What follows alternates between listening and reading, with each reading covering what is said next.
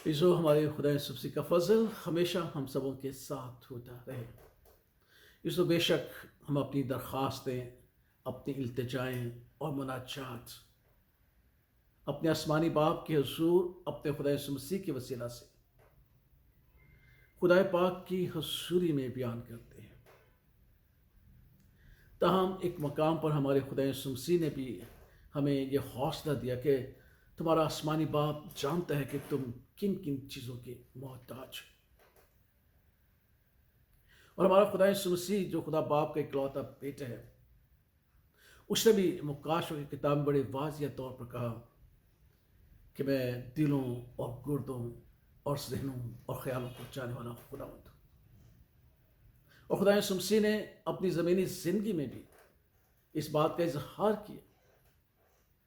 इसलिए अब्रानियों का मुसन्नफ बड़े वाज़िह तौर पर कहता है कि हमारी कोई बात उससे पोशीदा नहीं है। हमारी ज़िंदगी का हर एक पहलू उसके हुज़ूर पे पड़ता है। तमाम बाज़ औक़ात हम समझते हैं कि शायद हमारा खुदा मसीह नहीं जानता। मिसाल के तौर पर जब खुदा मसीह ने उस मफलूस से कहा कि बेटा तेरे गुनाह मुआफ़ हुए, तो अपने दिलों में सोचने लगे कि ये कैसा है, ये कुफ्र बख्त है, खुदा के सिवा और कोई गुनाह मुआफ़ नहीं कर सकता। तो खुदा के बारे में लिखा है कि उनके दिलों को ख्याल को जानकर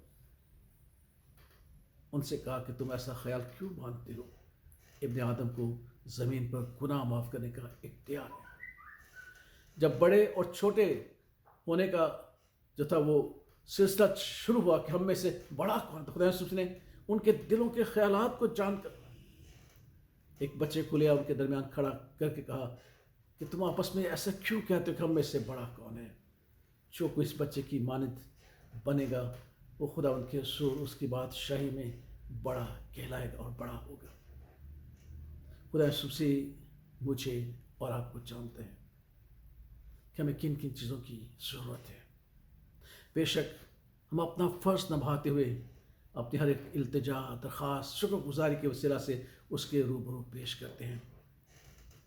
लेकिन एक मुकाम पर खुदा ने मसीह की गवाही दी कि वो हाजत नहीं रखता कि कोई उसे बताए कि हमारे दिल में क्या है, हम क्या सोचते हैं, क्योंकि वो तो हमें जानता है। फिर उसने कहा कि पहले मेरी और मेरे आसमानी बाप की बादशाही को तलाश करो। ये हमारा काम है। उसकी मर्ज़ी को तलाश करना मेरा और आपका काम है। और वो जानता है क्योंकि उसने हमें कभी भी बेसरो समा नहीं भेजा। उसने जब अपने रसूलों को भेजा तो पाक की कुदरत के साथ, जब उन्होंने 70 को भेजा तो अपनी हदायत और अपनी रहनुमाई के साथ। आज मुझे और खुदा हमें इस दुनिया में भेजता है। आज इस दुनिया में हमें लेकर आता है। आज वो इस दुनिया से हमें चुनता है। आज वो इस दुनिया से हमें बरगजीदा करता है।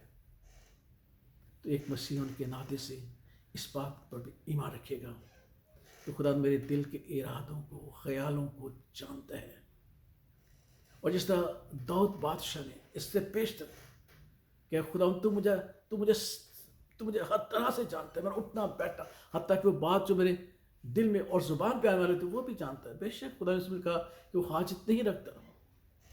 इसलिए खुदा इस कलाम को अपने दिलों में रखे हैं और एक मसीह ईमानदार होने के नाते से इस बात को हमेशा याद रखना कि खुदावंद हमारी बात को जानता है, हमारी सूरत हाल उससे पोशीदा नहीं रहती। इसलिए जो इसी ईमान के साथ ज़िंदगी बसर करें कि हमारा खुदा मसीह हमारा खुदावंद है जो हमें हर तरह से संभालता और हमें जानता है। उसी की बरकत हमेशा हम सबों के साथ रहे। आमीन।